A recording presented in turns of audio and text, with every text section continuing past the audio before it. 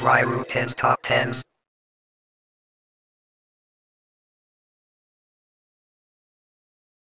Hey guys, me and Kurt Cobain over here are going to be talking about something very special. Something that's been pretty much with me my entire childhood. Can you guess what it is yet? Can you? Can you? What's that? Digimon? No! No, it's not! It's Pokemon.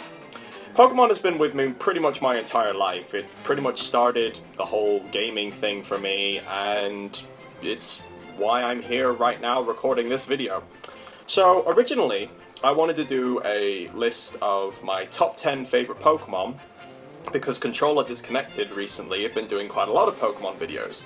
And after going through all 600 and something Pokemon, I narrowed it down to 100 favourites. And after looking through all the 100 favourites, I thought, no, I can't do this. I cannot pick 10 out of even 100. I can't. I love them all too much. So I ended up looking around YouTube, seeing if I could get some inspiration from any other channels, any other YouTubers, and I found out that there are not many people who have done top 10 videos on their favourite starter Pokemon. So I thought, I'll be one of the few. So today I'm going to be doing a top 10 list of my favourite starter Pokemon.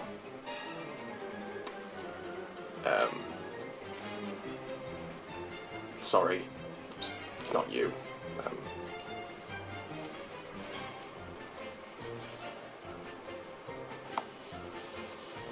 You just sit there.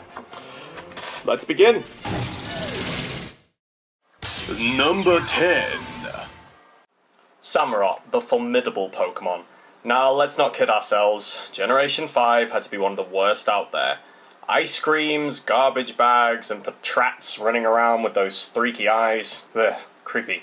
But Samurott was one of the few, in my personal opinion, that really stood out amongst the generation as one of the most awesome. I mean, come on, it's a samurai sea lion. What is there not to love about it?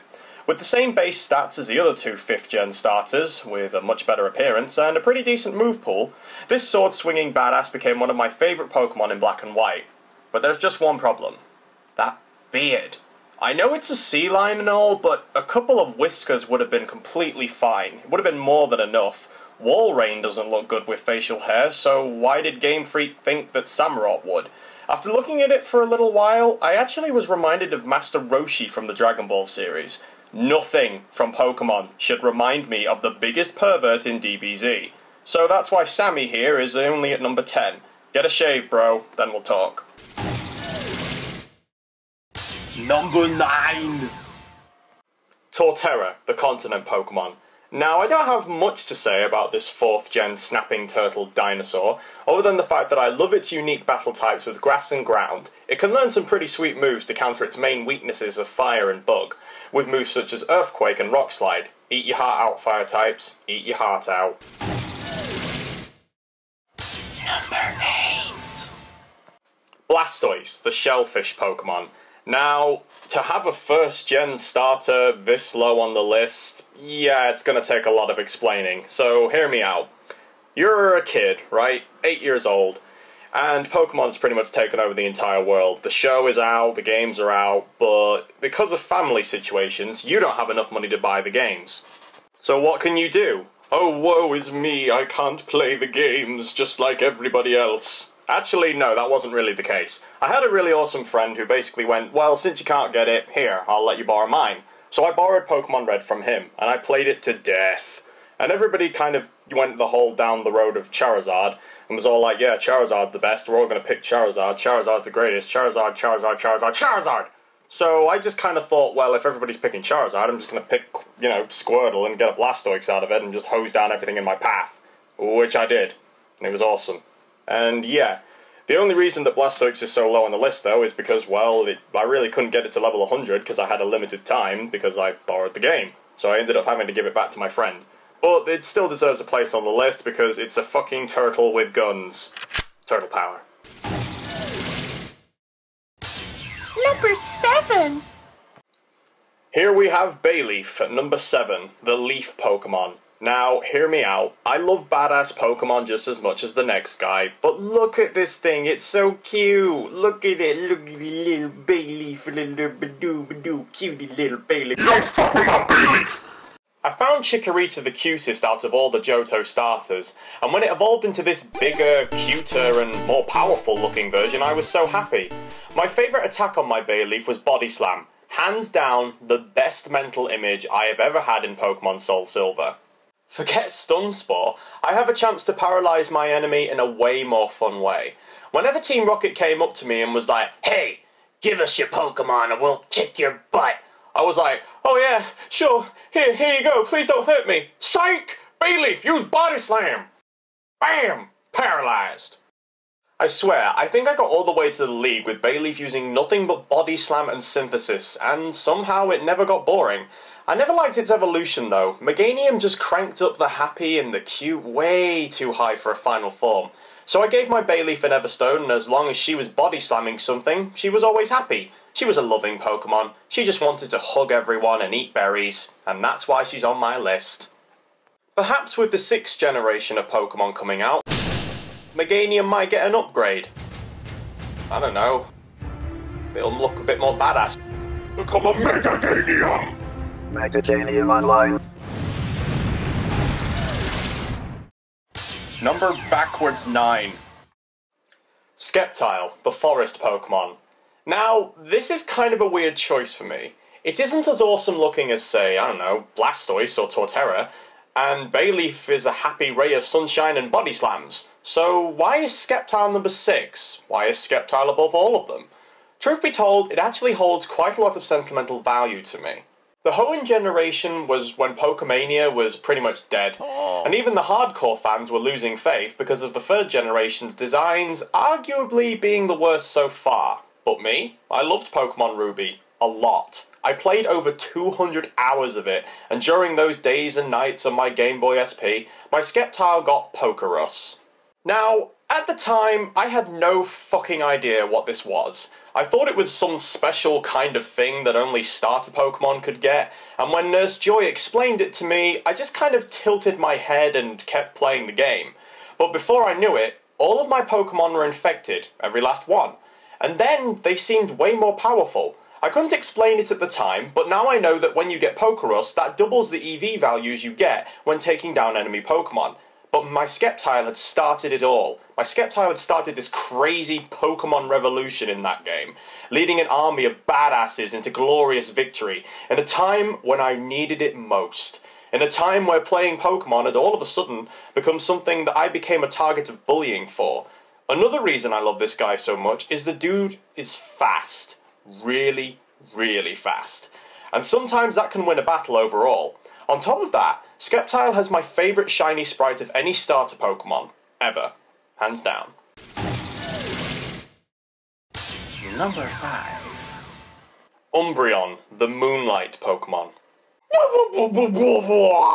But wait a minute! Umbreon isn't a starter Pokemon! Actually, it is. In Pokemon Colosseum, you get 2 starter Pokemon, Umbreon and Espeon. In its sequel, you get an Eevee, which you can evolve into any evolution you want. That includes Umbreon. In Pokemon Conquest, you start with an Eevee, which, once again, you can evolve into an Umbreon, or any evolution you like. Hell, in Pokemon Yellow, your rival pretty much steals your Eevee. So, yeah, to say Eevee isn't a starter Pokemon isn't correct. It just isn't a starter Pokemon in the main games. And boy, did I love those spin-off games. Pokemon Colosseum was the first Pokemon game that I ever played where my character felt older, like a teenager, like a man. And to emphasize the adulthood I had somehow achieved as a child, I had this badass Umbreon by my side as my main offensive player. Granted, Espeon was a terrific support and pretty good with damage on its own, but you just gotta love Umbreon. Those eyes, it really separates itself from the rest of the Eevee family in terms of design, and its move pool is pretty wide. Umbreon and Espeon stayed with me throughout the entire game, but Umbreon was by far my favourite, but not my favourite overall. Let's continue. Number 4. Feraligatr, the Big Jaw Pokemon. No, not giggity quagmire. Because once this thing bites, it's not gonna let go. When Generation 2 was due to be released, I had a few doubts in my mind that the water starter of that generation wasn't going to be as good as Blastoise. Shut my fucking mouth, I was wrong. Feraligatr is a fucking beast by design, and its base stats are actually equal to Blastoise, but just put in different categories. It's the tallest water starter, adding in some intimidation factor, and on top of all that, it has two of my favourite colours, red and blue. Plus, it can learn one of my all-time favourite moves in the entire game, Shadow Claw. And finally, its shiny sprite is terrible. Why is that awesome, you ask? I don't have to spend a stupid amount of time trying to farm for it. That's why. Shiny Sceptile, you will be mine. Number 3! Infernape, the flame Pokemon. Now, when I think about it, I have gone into really heavy detail on all of the others, in compared to this one. But you know what? I don't need to for this one. It's a fiery, kickboxing monkey. If you need an explanation on why that is awesome, you, my friend, need help. You need to stop watching this video, and you need to call the NHS, if you live in England, and just talk to them about your mental health problems. If you're in America, or anywhere else without the NHS, God help you, I don't know what to do. Number 2! Ivysaur, the seed Pokemon. When I got Fire Red, I didn't want to go down the Charizard route. Yeah, I know, I sound hipster, not picking the same Pokemon as everybody else. I was a nerd before it was cool. But I also didn't want to have Blastoise again. I wanted to re-experience an old game which I played as a kid. So I did something I thought I never would. I picked Bulbasaur. But then, I soon realised I had wished I had picked that Bulba bastard the very first time. Ivysaur is not only my second favourite starter Pokemon, it's probably one of my all-time favourites ever. And don't ask me why I don't like Bulbasaur's final form. We can talk about Venusaur in another video. Can we just please focus on how awesome Ivysaur is for now? Because Ivysaur did everything right. My Ivysaur had great stats, awesome moves, the design was perfect. It was like a more mature Bulbasaur with those sharp fangs and a slightly darker tone of skin. With the flowers starting to open, it really complements the evolution aspect in my personal opinion. This thing was my all-time favourite Pokemon in my party all the way through Fire Red, and I didn't evolve it into Venusaur for reasons I will not go into in this video. Ivysaur, I freaking love you.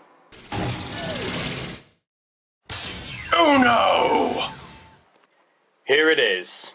There could only be one. There could only be one starter Pokemon at the top of this list. One starter Pokemon that dominates the rest, ruling over them with an iron fist. Drumroll, please. Mother-fucking Typhlosion. You remember how as a kid, I borrowed Pokemon Red from my friend?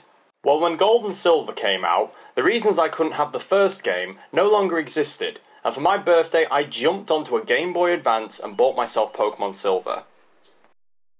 My very first starter Pokemon was mine for the taking. Torterra, a cute but potentially scrappy little critter that could evolve into something badass. Keep in mind, I hadn't seen Feraligatr until later on. Chikorita, the adorable little leafy type that I just wanted to hug and snuggle.